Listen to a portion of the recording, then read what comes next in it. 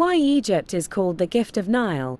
The country Egypt is called the gift of the Nile, as it is Egypt's lifeline. Without the Nile, Egypt would have been a desert.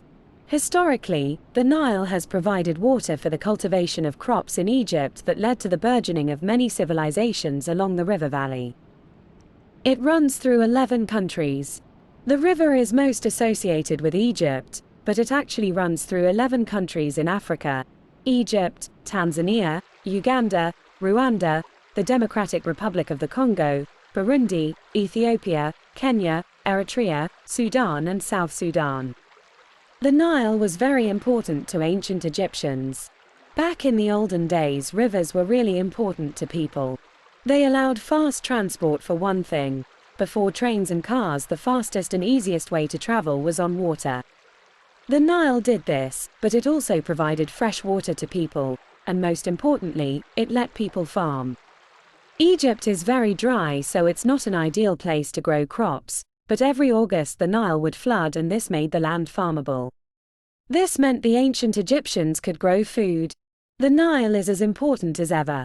More than 95% of the population of Egypt lives in or near the river basin. That's almost 100 million people. The Nile Gauge of Cairo is a structure built in 861 by the order of the Abbasid Caliph al-Mutawakkil under the leadership of Ahmed al-Farghani to measure the water level of the Nile River on the island of Rawza near the city of Cairo. Niloma is called Mikyos and Nil in the works of some Eastern authors. Niloma was used until the recent past. If the water level of the Nile falls, the people of Cairo are prepared for drought and famine. A higher than normal level of the Nile indicated a flood.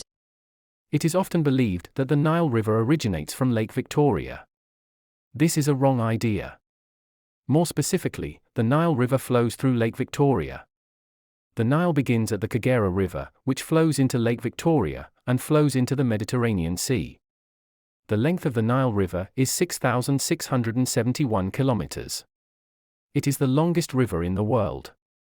If a person gets on a boat at the beginning of the Nile River and travels 100 kilometers every day, he will reach the delta of the river, Cairo, only after 2 months.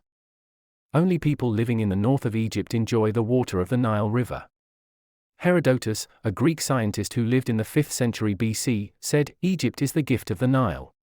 By the way, one of the ancient cultural centers, Egypt, was created only because of the Nile River.